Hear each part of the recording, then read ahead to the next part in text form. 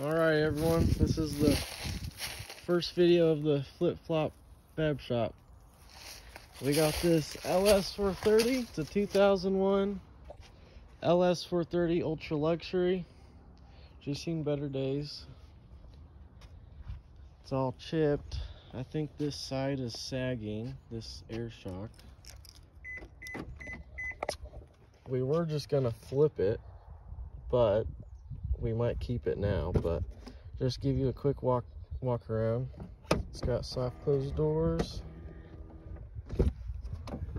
This door panel thing's messed up. Seats have seen better days.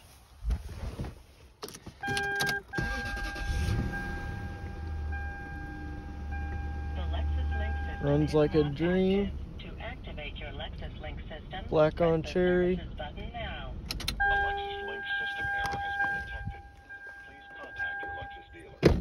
Originally, the guy who was selling it said it had bad O2 sensors and bad cats. So far, we've only gotten one code, and that was for the passenger side cat. And we put some cataclean in it about 50 miles ago. Code hasn't come back yet. I'm sure it will. But if it comes back, I don't know what we're gonna do, but fix it, I don't know. But it's got this, it's got the controls, heated seats, sunshade, refrigerator.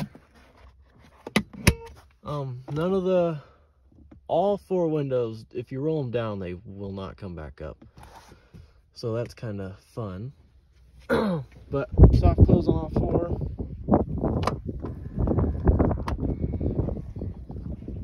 We did have two bad coil packs and a bad VVTi solenoid right here. I actually have a 2001 GS430, so we stole two coil packs from that one, put them in here. We got some cheap China specials right here we're gonna put in it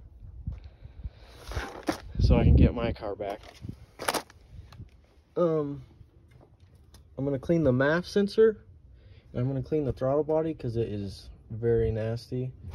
We're also gonna need to get a new PCV hose for the passenger side because it has a tear on the bottom side, so it's got a little vacuum leak. But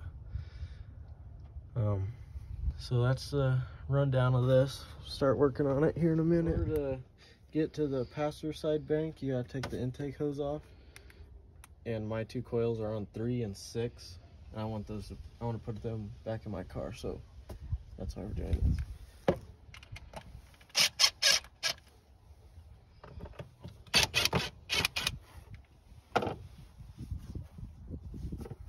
Take these clips off, these vacuum lines back here. These are both tore. This one has a little cut in it too.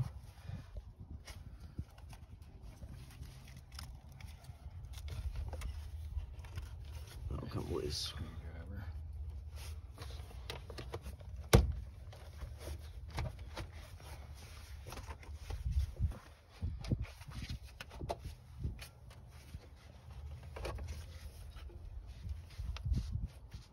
Is this holding me up?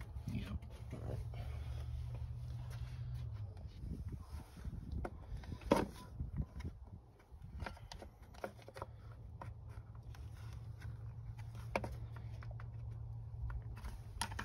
Okay, there we go.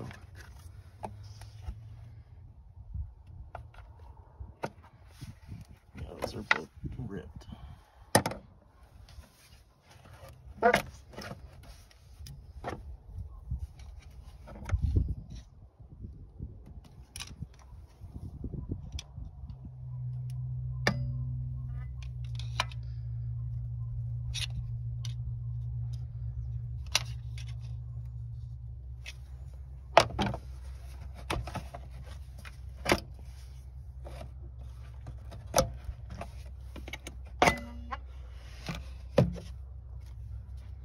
And this is on this little box here. Oh no.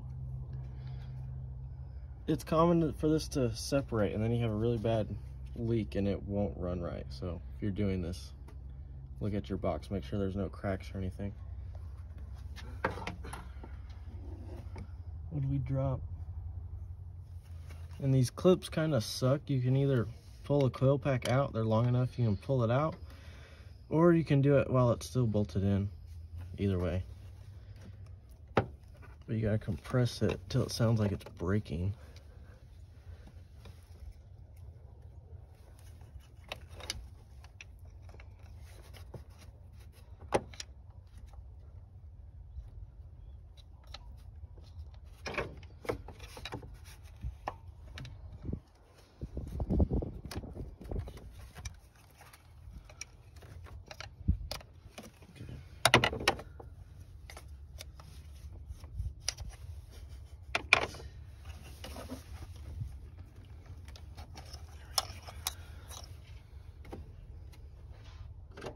Alright, then you get your 10 with your swivel.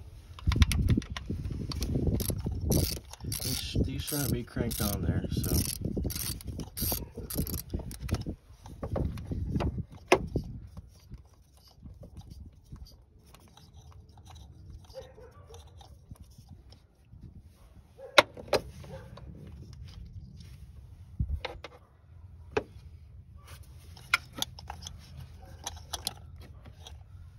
Pull it out.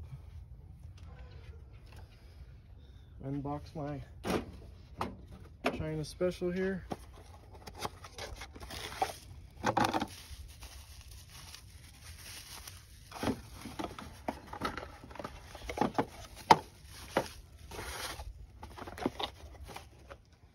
And a quick way to figure out if your coil is OEM or not. So on this face it's blank. And then on this place, on this spot, it's Toyota Denso. So that's a quick way to check. And this one's starting to crack, which is not bueno.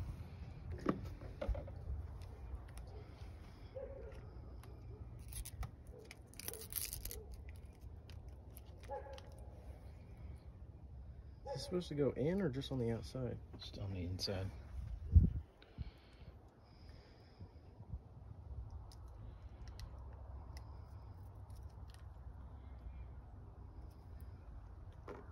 Should be enough.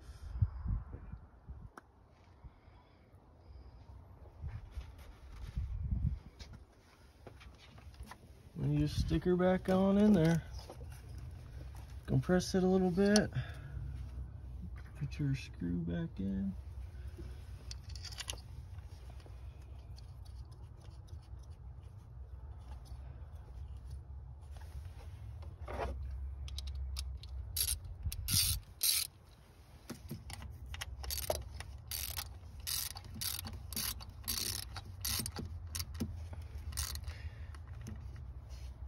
You don't need to crank on it. These are plastic. Should be good. Put it back in.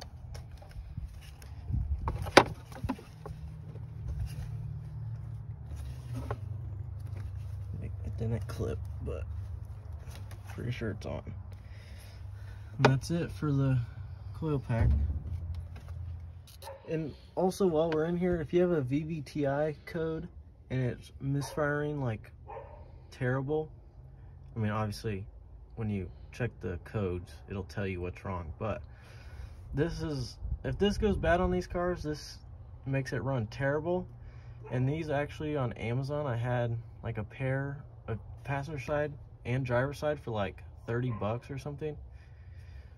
All you do is loosen this 10 mil, undo that connector, put it back in, clear the code, whatever, and it'll run perfectly fine. I had a spare one of these laying around and it turned out it needed this exact one. So we did that real quick. Took like 2 minutes. Gotta do this coil over here, get your 10. This one's not as fun, but it's not terrible.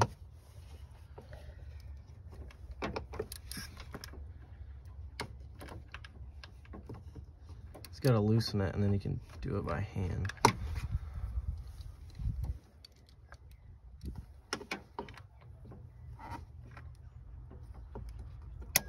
Whoops. Oh no. So, I accidentally just broke this. I think it has something to do with the evap.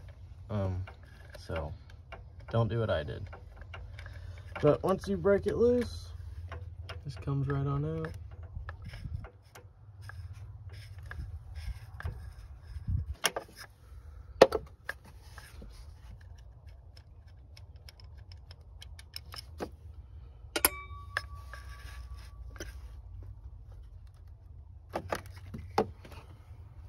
Oh my gosh. A little oily.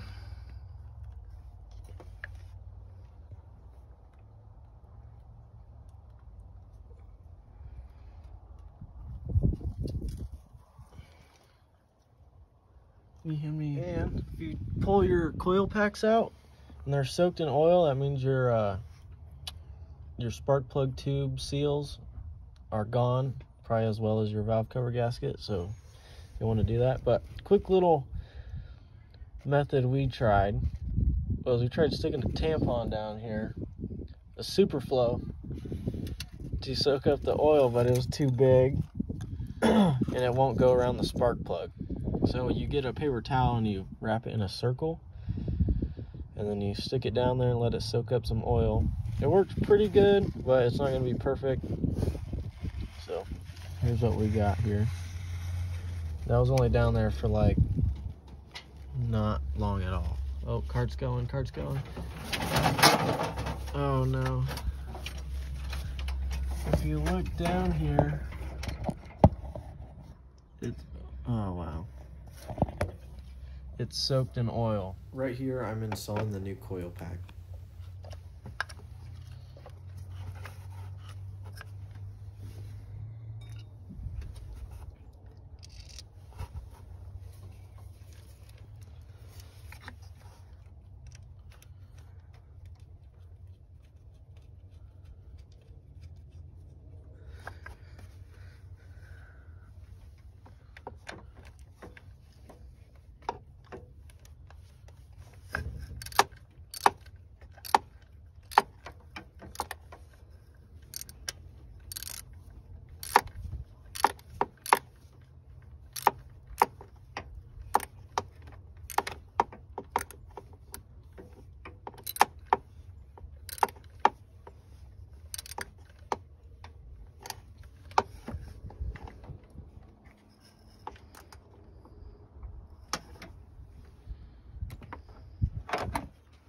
Plug your connector back in.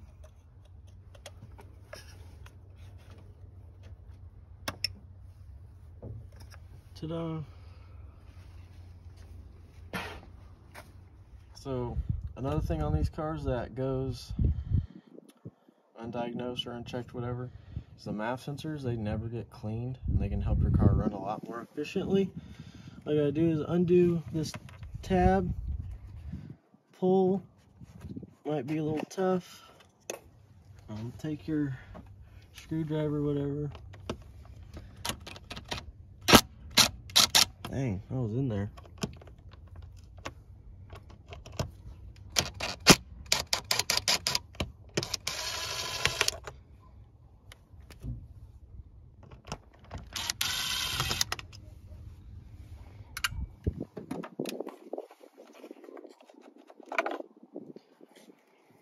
Yeah.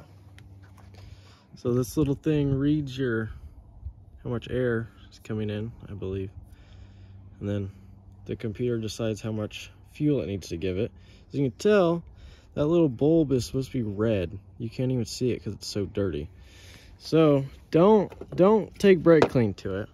Take mass airflow sensor cleaner or electrical cleaner, and all you gotta do is spray that little needle.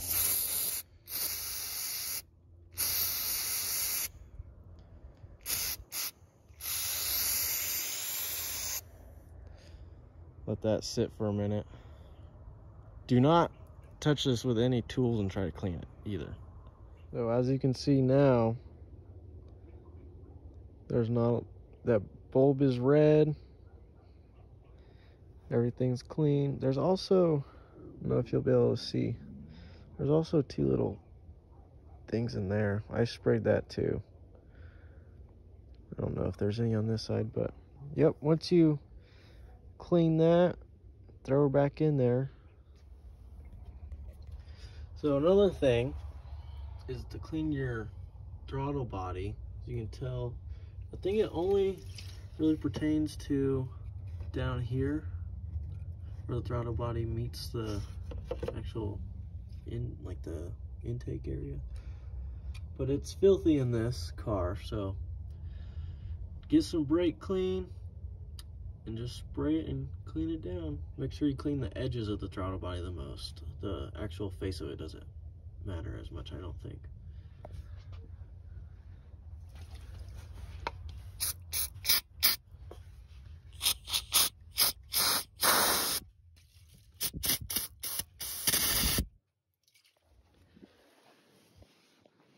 So as you can see, I cleaned it up a little. You don't need to get crazy with it, but should help a little bit, I guess. I don't know. But definitely cleaner, really easy to do. Yeah. Now it probably won't run great because I broke this, but we'll go ahead and start it and see what it does. Probably gonna have a massive vacuum leak.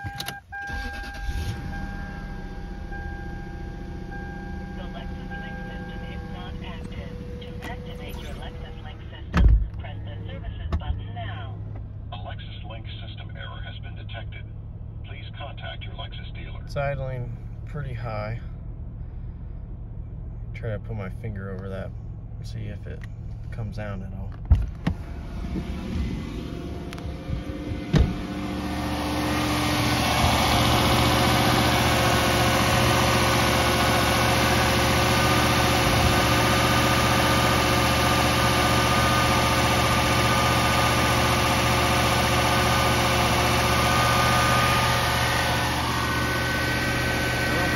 Vacuum there. I'll put my finger over the I think it probably has something to do with the EGR. There's no vacuum there and it's idling almost, it's at like 1900. I think that more so has something to do with the MAF sensor, but I'll let you know if it comes down. It's probably gonna have to relearn. I could undo the battery, but I don't want to reset the history for the catalytic converter, so I'll just let it run and see what it does. It's coming down right now, but I'll update you guys in a few minutes. So it's holding steady at around 1300 ish, 14, somewhere in there. My dad has to go run an errand. He's gonna take this and then I'll give you guys an update when he comes back. But while he's doing that, I'm gonna put the 2 old coils back into my car, and I'll show you guys my car. As you can see, the GS, well, Lexus GS is a little easier to work on. As you can see, I can get my hands in here a lot better than on the LS. Tighten that.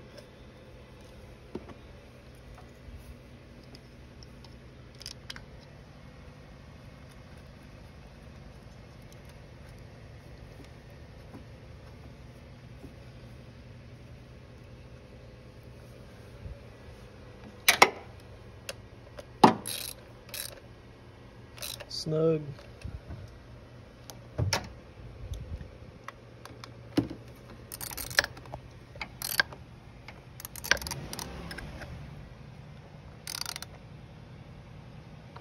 All right. Click. Click.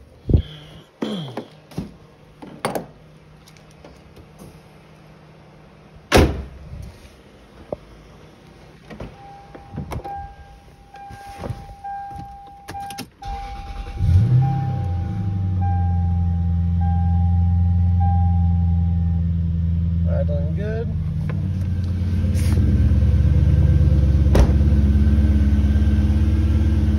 Got Tesla wheels. This one has a muffler delete. Sounds pretty good, running pretty good. So he drove it and the idle never came down, so we undid the battery for a few minutes, and as you can see, it's at what, idling at 900 now. So that's good. I don't think there's a vacuum leak at the, I think that's for the gas tank, like for the fumes in the gas tank. I'm not sure, I'm not a mechanic. But sprayed the engine bay down.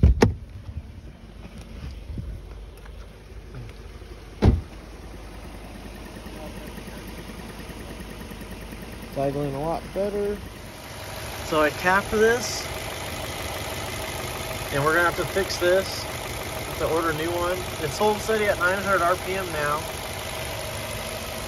We're gonna have to fix this PCV hose, this vacuum hose that goes to the power steering pump. We're gonna have to do the valve covers and the spark plug tube seals here pretty soon.